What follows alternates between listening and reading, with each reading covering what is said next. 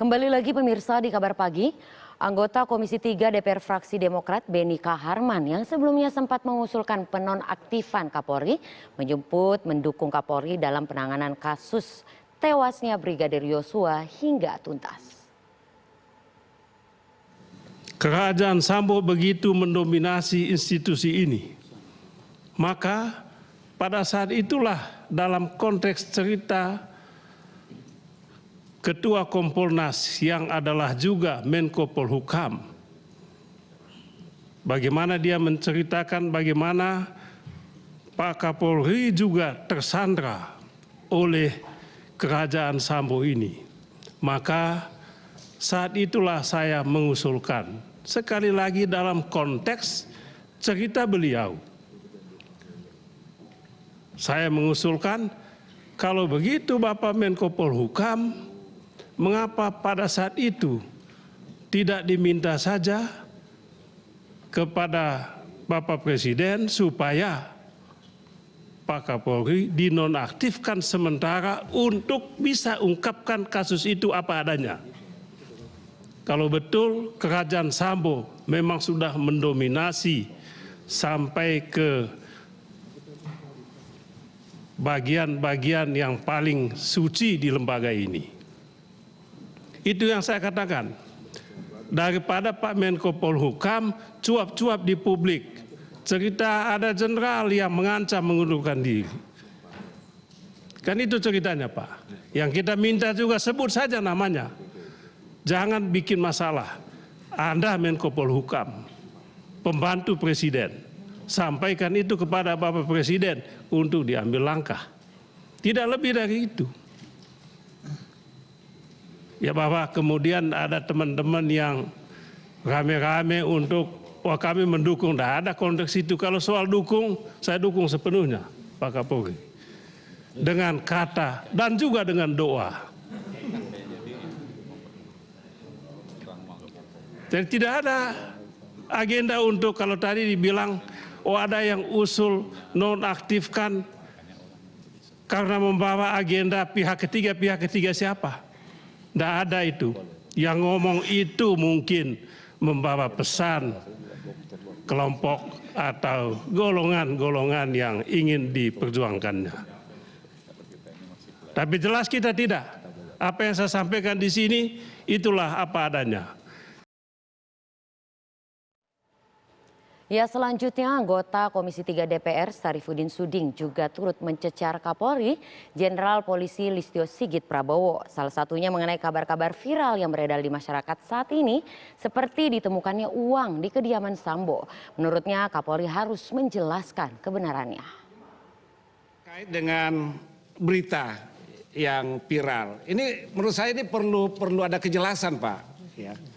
Ini perlu ada kejelasan Pak Ketua, supaya masyarakat kita tidak lalu kemudian disuguhi dengan berita-berita hoax yang memang sengaja di framing dan tujuannya memang seperti apa yang dikatakan oleh Pak Desmond tadi atau siapa tadi. Agendanya adalah untuk merusak institusi kepolisian. Pintu masuknya lewat kasus Sambo, seperti kata Pak Arteria. Ada agenda seperti itu. Jadi kita jangan melihat hanya sekilas bahwa kasus ini, tapi ada agenda besar di balik ini. Nah itu kita tidak inginkan. Institusi kepolisian ini dirusak sedemikian rupa oleh pihak-pihak luar yang tidak bertanggung jawab. Nah, makanya kita minta dari tim cyber supaya proaktif melacak pihak-pihak yang tidak bertanggung jawab ini untuk merusak institusi negara seperti institusi kepolisian. Itu terkait menyangkut masalah temuan uang, bunker dan sebagainya. Saya minta juga penjelasan dari Pak Kapolri tentang hal ini karena ini menyangkut ini viral dan ini juga merusak institusi. Seakan-akan ini institusi kepolisian pengumpul duit haram apa segala macam. Ini kan arahnya ke sana Pak Ketua. Berita-berita seperti itu, ya kan.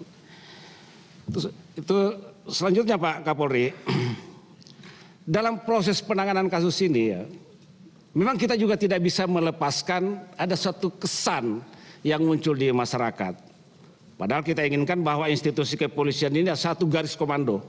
Tidak boleh ada faksi-faksi dalam satu institusi. Ya kan begitu. Oke lah, Kalau kemarin ada mengatakan ada Kaisar Sambo yang membangun kekuatan yang begitu besar di dalamnya, begitu.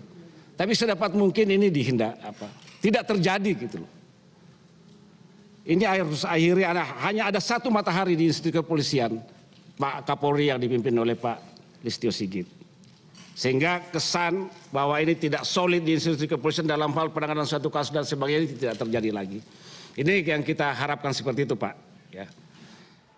Dalam rapat dengar pendapat bersama Kapolri, anggota Komisi 3 DPR dari fraksi PKS, Nasir Jamil menyoroti penanganan kasus tewasnya Brigadir Yosua yang dinilai berlarut-larut. Semua peristiwa yang terjadi itu, apakah ini error by human atau error by system? Ketika saya misalnya membaca apa yang disampaikan oleh Pak Kapolri di halaman 15, bahwa hasil rapat tersebut mengungkapkan adanya hambatan-hambatan penyidikan, tekanan, intimidasi atau intervensi, dan upaya untuk mengaburkan fakta dan menghilangkan barang bukti oleh bla bla bla bla. Nah, apakah ini error by human atau error by system? Sehingga kemudian ya langkah-langkah selanjutnya adalah upaya untuk perbaikan. Dan tentu saja semua kita percaya bahwa langkah-langkah penegakan hukum, langkah-langkah penegakan kode etik, ya, dan langkah-langkah selanjutnya itu bisa dilakukan dengan baik. Sebab sekali lagi kita menunggu ya, kerja-kerja ini, Pak, karena bagi orang awam kejahatan itu akan berakhir ketika aparat penegak hukum menangkap pelakunya. Bagi orang awam. Tapi bagi aparat penegak hukum menemukan tersangka atau katakanlah menjadikan satu kejahatan atau penjahat itu menjadi tersangka itu adalah awal dari sebuah perjalanan panjang. Nah, karena itu ini adalah hal yang harus kita cermati bersama-sama dan tentu saja dalam konteks topik atau tema tunggal yang kita bicarakan pada hari ini, rakyat Indonesia menanti dan mengharapkan keadilan kepada almarhum Brigadir Yosua dan juga penegakan hukum ya, yang transparan dan akuntabel. Dalam rapat dengar pendapat DPR dengan Kapolri Jenderal Listio Sigit Prabowo, sejumlah pertanyaan dilontarkan oleh anggota DPR Komisi 3 ke Kapolri.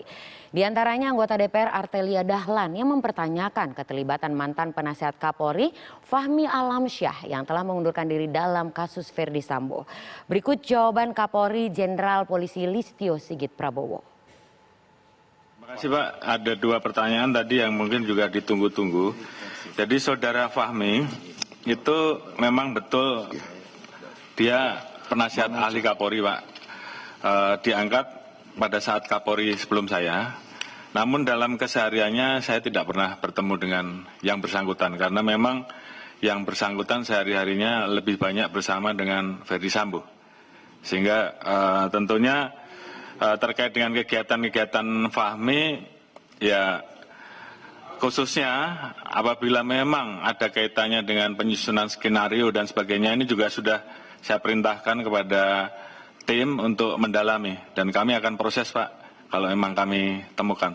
Jadi ini supaya juga menjadi clear dan saat ini Fahmi juga sudah mengundurkan diri dan ini juga atas kesepakatan dan permintaan dari rekan-rekan penasihat ahli yang lain dan kami saat ini sedang menyusun rencana penasihat ahli Kapolri yang baru.